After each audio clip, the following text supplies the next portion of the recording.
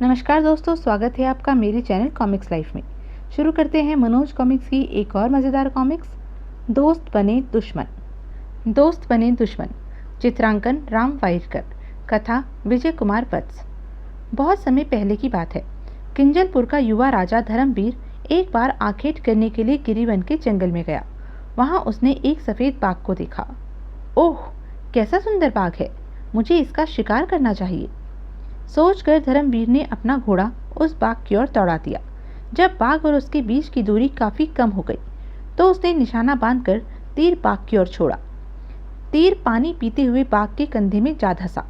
दर्द से तिल मिलाकर बाघ ने धर्मवीर की ओर देखा और गुर्राता हुआ उसकी ओर बढ़ने लगा। यह देख, ओह, यह तो मेरी ओर ही बढ़ा रहा है। मुझे जल्दी से तीर छोड़ना चाहिए, वरना यह मुझ पर वार कर देगा। सोचते हुए धर्मवीर ने तरकश की ओर तेजी से हाथ बढ़ाया, इससे पहले कि वह तरकश से तीर निकालता। बाघ ने उसके कंधे में अपने पंजे गड़ा दिए। आह! तत्पश्चात क्रोधित बाघ ने अपने नुकीले दांत धर्मवीर की गर्दन में गड़ा दिए। तब धर्मवीर दर्द की अधिकता को और न सह सका और बेहोश हो गया। जब उसकी बेहोशी टूटी, मैं कहाँ हूँ? ओह, आपको होश आ गया? मैं अभी महाराज को यह सूचना देकर आती हूँ, कहती हुई दासी दौड़कर कक्ष से निकल गई। दूसरी ओर धर्मवीर सोच रहा था, यह मैं कहाँ गया हूँ? मुझ पर तो घायल बाघ ने वार किया था, वह बाघ कहाँ चला गया? यह राजमहल किसका है? धर्मवीर अभी यह सब सोच ही रहा था कि राजा ने कक्ष में प्रवेश किया। आपको होश में आया देख हमें बहुत खुशी हुई है। अब आप हमें अपना परिचय दीजिए ताकि हम जान सके कि आपका नाम क्या है, आप किस राज्य के वासी हैं। मेरा नाम धर्मवीर है श्रीमान, और मैं किंजलपुर का राजा हूँ। वन में आखेट करते समय एक बाघ ने हम पर आक्रमण किया, फलस्वरूप हम होश खो बैठे। होश आने पर हमने अपने आप को इस कक्ष में पाया। मैं समझ नहीं पा रहा हूँ कि मैं यहाँ कैसे आ गया। राजा धर्मवीर, अब मैं आपको अपना परिचय देता हूँ। मेरा नाम रूप वर्मा है। मैं इस राज्य सुबोध नगर का राजा हूँ। आप इस समय हमारे राजमहल में हैं। मैं भी शिकार करने के लिए गिरिवन में गया था। वहाँ पर मैंने बाघ को आपके ऊपर आक्रमण करते देखा, तो मैंने आप देखा ना ताऊ, तत्काल ही बाघ पर तलवार से वार करके उसे मौत के घाट उतार दिया। तत्पश्चात आपको उठाकर अपने महल में ले आया और राजकीय वैद्य से आपका उपचार करवाया। आज पूरे 5 दिन पश्चात आपको होश आया है। ओह, मैं पूरे 5 दिन तक बेहोश रहा? हाँ राजन, आपको होश में आते न देखकर हम तो चिंतित हो उठे थे। राजन, आपने हमारी जान बचाकर हमारा दिल जीत लिया है। हम आपके आभारी हैं। राजन, आभार प्रकट करके हमें छोटा न कीजिए, यह तो हमारा कर्तव्य था। आपके विचार जानकर हमें प्रसन्नता हुई है। आज से आप हमारे मित्र हुए, कहकर धर्मवीर ने रूप वर्मा की ओर बाहें बढ़ा दी। तब रूप वर्मा आगे बढ़ा और उसकी फैली हुई बाहों में समा गया। राजा धर्मवीर, हमें भी आपको मित्र बनाकर खुशी होगी। इस घटना के पश्चात राजा धर्मवीर सुबोध नगर में 5 दिन और रहा। छठे दिन जब वह वहां से जाने लगा, राजा रूप वर्मा, कभी जरूरत पड़े तो हमें अवश्य याद करना। मैं आपके किसी काम आ सका तो यह मेरा सौभाग्य होगा। तब रूप वर्मा से विदा लेकर राजा धर्मवीर किंजलपुर लौट गया। जब वह अपने नगर पहुंचा, महाराज, आप कहाँ चले गए थे? आपकी अनुपस्थिति में मेरे मन में नाना प्रकार के बुरे विचार उत्पन्न हो रहे थे। आप कुशलता से तो थे। रानी कनक, यह समझो कि हम नया जन्म वापस पाकर लौटे हैं। इसके साथ ही एक नया मित्र भी हमें मिला है। तब धर्मवीर ने विस्तार पूर्वक रानी कनक को सारी बातें बताई। धीरे धीरे इस घटना को बीते हुए 6 माह हो गए। एक दिन प्रधानमंत्री भजदेव ने राजा धर्मवीर को बताया, महाराज, कुछ सुना आपने? सुबोध नगर में इन दिनों भयंकर अकाल पड़ा हुआ है। क्या? हाँ महाराज, फसलें पूरी तरह सूख गई हैं। अनेक पशु मर गए हैं। लोग घर छोड़ छोड़कर वहां से जाने लगे हैं। अकाल का प्रकोप दिन पर दिन बढ़ता ही जा रहा है। ओह! धर्मवीर सोच में डूब गया। कुछ सोचकर, प्रधानमंत्री जी, आप तुरंत ही हर प्रकार की सहायता सुबोध नगर भिजवा दीजिए। ध्यान रहे, सुबोध नगर के राजा रूप वर्मा हमारे अभिन्न मित्र हैं। एक बार संकट में उन्होंने हमारी सहायता की थी।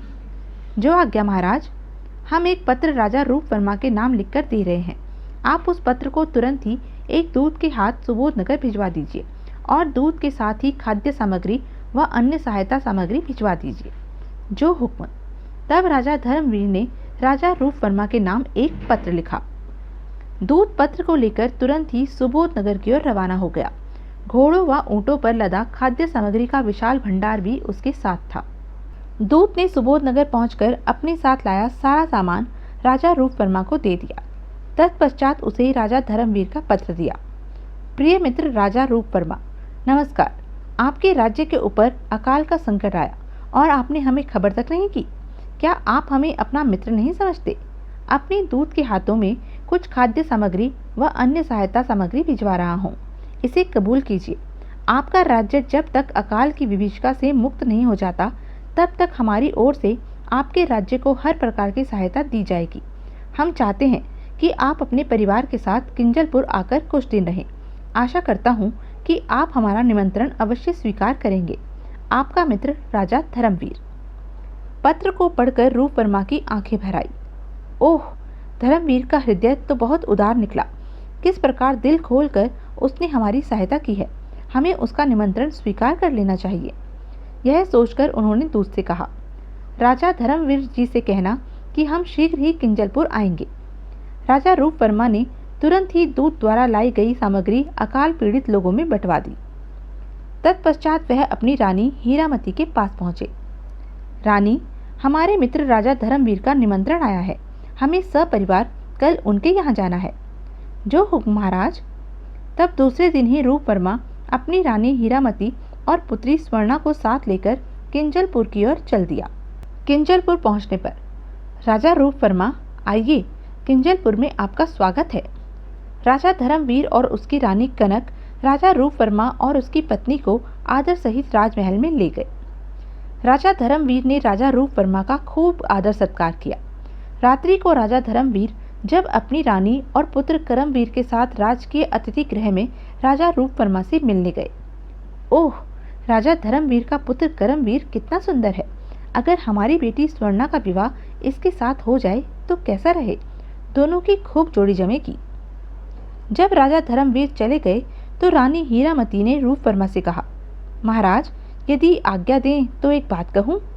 कहो रानी। महाराज, जब से मैंने राजा धर्मवीर के पुत्र करमवीर को देखा है, तब से एक विचार मेरे दिमाग में कुलबुला रहा है। अगर हमारी बेटी राजकुमारी स्वर्णा का विवाह करमवीर से हो जाए तो कैसा रहे। इस विवाह से आपकी और राजा धर्मवीर की मित्रता और भी सुदृढ़ हो जाएगी। विचार तो उत्तम है महारानी। हम कल ही इस बारे में राजा धर्मवीर से बात करेंगे। दूसरे दिन जब धर्मवीर रूप वर्मा से मिला तो, राजा धर्मवीर, हमारी महारानी की इच्छा है कि हमारी बेटी स्वर्णा का विवाह आपके बेटे करमवीर के साथ कर दिया जाए। राजा रूप वर्मा, यह आप क्या कह रहे हैं? अभी तो करमवीर और स्वर्णा दोनों ही बच्चे हैं। तो क्या हुआ राजन, बाल विवाह की प्रथा तो सदियों से चली आ रही है और फिर केवल विवाह हो जाने दीजिए। अपनी बेटी को विदा हम तभी करेंगे जब वह पूरी 16 वर्ष की हो जाएगी। ओह, तब तो मुझे कोई ऐतराज नहीं है, बल्कि इस संबंध से तो मुझे प्रसन्नता ही होगी। तब राजा रूप वर्मा ने तुरंत ही तिलक की रस्म अदा की। राजन, आज से आपका बेटा हमारा हो गया है और आपकी बेटी हमारी हो गई है। इस बात पर दोनों ठहाका मारकर हंस पड़े। शुभ मुहूर्त में करमवीर और स्वर्णा का विवाह हो गया। अब करमवीर और स्वर्णा साथ साथ ही राजकीय उद्यान में खेलते। भगवान, इनकी जोड़ी को कभी बुरी नजर न लगे। इस प्रकार राजा रूप वर्मा 1 माह तक राजा धर्मवीर के अतिथि बनकर रहे। एक दिन, राजा धर्मवीर, हमारे राज्य में अकाल की मार अब कुछ कम हो गई है। इस बुरे समय में आपने हर प्रकार से सहयोग देकर हमारा मन जीत लिया है। आपके आतिथ्य सत्कार को हम जीवन पर्यंत नहीं भूल सकेंगे। अब हमें आज्ञा दीजिए, हम अपने राज्य वापस लौटना चाहते हैं। प्रजा हमारी राह देख रही होगी। राजन, आपको वापस भेजने का मन तो नहीं कर रहा है, पर आपकी बात भी ठीक है। आपकी प्रजा निश्चिंत ही आपकी राह देख रही होगी, इसलिए अब हम आपको रोकेंगे नहीं। तब रूप वर्मा रथ में बैठकर जाने लगा तो, राजा रूप वर्मा, हमारी बहू स्वर्णा का ख्याल रखना। तुम्हारे पास अब वह हमारी अमानत के रूप में ही रहेगी। आपका आदेश सिर माथे राजन। तब विदा लेकर रूप वर्मा परिवार के साथ अपने राज्य की ओर चल पड़ा। सुबोध नगर पहुंचकर रूप वर्मा ने धर्मगुरु चंडीदास को बुलवाया। धर्मगुरु, हम राजकुमारी स्वर्णा का विवाह किंजलपुर के युवराज करमवीर से कर चुके हैं। आप तो भूत, वर्तमान व भविष्य के ज्ञाता हैं। कृपया बताइए कि यह विवाह सफल रहेगा या असफल। रूप वर्मा की बात सुनकर धर्मगुरु चंडीदास ने हुंकार मारकर आंखें मूंद ली। फिर कुछ देर बाद, राजन, आपने यह विवाह जल्दबाजी में करके अच्छा नहीं किया। यह विवाह कभी सफल नहीं होगा। यह आप क्या कह रहे हैं धर्मगुरु? राजन, यह मैं नहीं, नक्षत्र कह रहे हैं। इस विवाह पर संकट के बादल मंडरा रहे हैं। राजकुमारी स्वर्णा और युवराज करमवीर का मिलन असंभव है।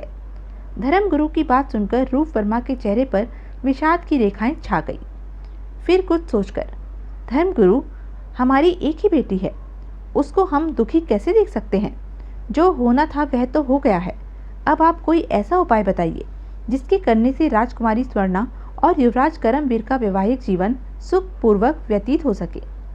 तो सुनिए राजन, आज से 6 माह पश्चात किंजलपुर राज्य में भयंकर रोग फैलेगा। उस रोग की चपेट में आकर बहुत से लोग मर जाएंगे। जिस जड़ी बूटी से वह रोग ठीक होता है, वह जड़ी बूटी या तो आपके राज्य में मिलती है या फिर दूर हिमालय की तलहटी में मिलती है। राज्य में रोग फैलने के पश्चात राजा धर्मवीर आपसे उस जड़ी बूटी की मांग करेंगे। तब आपको वह जड़ी बूटी उनको नहीं देनी है। धर्मगुरु, यह आप क्या कह रहे हैं? हमारे ऐसा करने से राजा धर्मवीर हमसे रुष्ट हो जाएंगे। तो यह थी अब तक की कहानी। आगे की कहानी जानने के लिए बने रहें मेरे साथ। और हाँ, मेरे चैनल को लाइक, शेयर और सब्सक्राइब करना ना भूलें। धन्यवाद।